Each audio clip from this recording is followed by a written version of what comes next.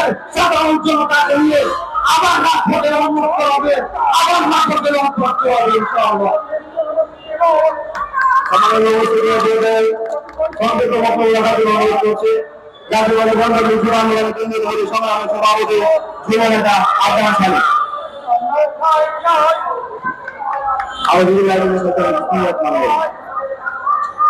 জাতীয়তাবাদী দল আন্দোলন অঞ্চল কর্তৃক আয়োজিত আজকে তিনতলা হত্যা, সাতটা চক্র হত্যা, জুলাই আগস্টের যে অমানবিক যে ছাত্রদেরকে হত্যা করা হয়েছে, সেই সন্ত্রাসী সংগঠন, সেই লুটের সংগঠন, সেই হত্যাকাণ্ডের দাবি আওয়ামী লীগ যাতে কখনো আমাদের দেশের আর মাননীয় জননেতা বন্ধু আসা ও আমাদের সংগ্রামী কর্মসূচি মনে করে দায়িত্বে আজকে আমরা রাষ্ট্রপতি ভিজিট আছি ছাত্র জনতা যুদ্ধ এবং আমাদের কেন্দ্রীয় কমিটি সহ এবং অনেক অংশ সংগঠনের আপনাদের সবাইকে আমরা স্পষ্ট করে বলতে চাই, এই জাতীয়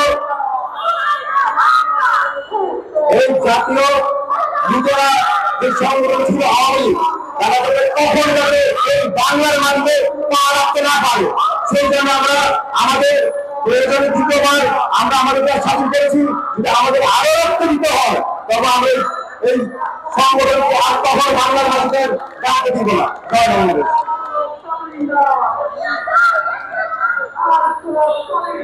সমাজের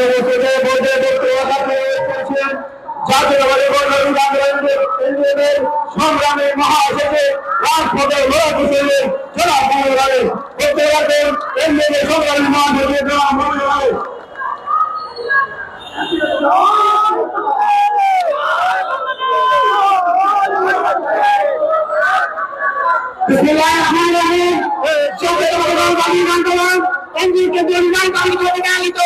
আজকের এই অবস্থান কর্মসূচিতে সভাপতিত্ব করছেন এমডিএর মাননীয় চেয়ারম্যান দলমন্ত্রী অন্যতম সভাপতি জেনেতা পরিহাটি আওয়াজ। উপস্থিত আছেন আমার সহযোগী সংগঠনের ছাত্রকে বিভিন্ন সংগঠনের নেতৃবৃন্দ, সংগঠনের ছাত্রকে নবনির্বাচিত মুখপাত্র এবং আমাদের ছাত্র সংগঠনের মাসিকরা দিলেন। উপস্থিত আছে আমাদের কেন্দ্রীয় কমিটির অন্যান্য নেতৃবৃন্দ।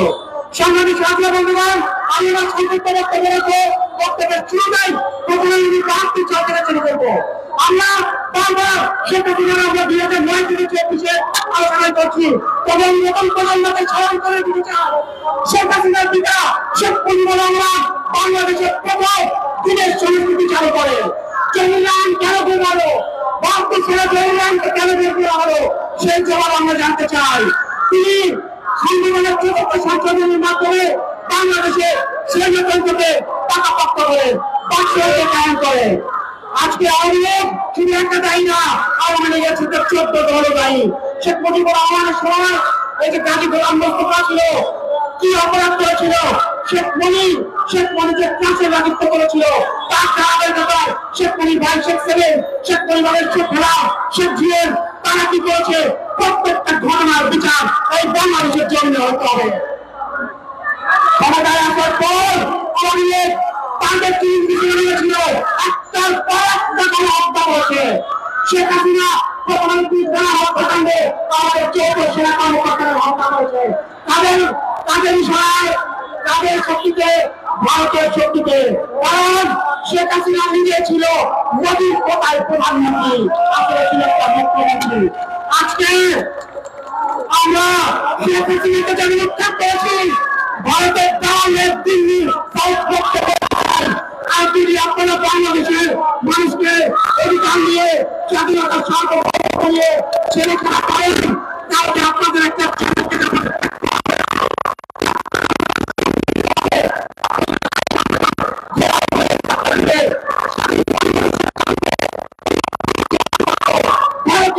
চলবে না। আমি অন্তর্বর্তীকালীন সরকারকে বলতে চাই, আপনারা বিপ্লবের মাধ্যমে এসেছেন, সুচিল খেলা বাড়তেন। আজ থেকেই আওয়ামী লীগ নামক গণহত্যাকারী ইতিহাসের দল খুনি হাসিনার এই লুটেরা বাহিনীকে নিষিদ্ধ করার প্রক্রিয়া শুরু করতে হবে। অন্যদিকে আমি উপদেষ্টাকে দেখলাম কি সহযোগিতার অধিকার নিয়ে তিনি প্রকারে গিয়েছেন। আপনি আপনার ব্যক্তিগত ম্যান জন্য এই বিপ্লবী সরকারকে আপনাদের বসানো হয় নাই।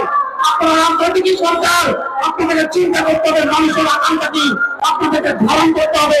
এই যে নিজেরা খুনি অনেক হাজার হাজার যুগের অত্যাচার করেছে, এদের বিরুদ্ধে আপনাদেরকে ব্যবস্থা নিতে হবে।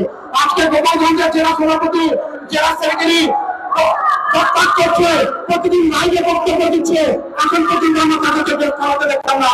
দেখলাম খুনি হাসিনা ভিডিও গান দিয়েছে গোপালগঞ্জ জেলা আওয়ামী সভাপতিকে। কত বড় সাহস গোপালগঞ্জের মাটি থেকে আমার নিজের জেলা গোপালগঞ্জ, তারা ওইখানে বসে কত বড় সাহস বাংলাদেশের বিরুদ্ধে ষড়যন্ত্র করে।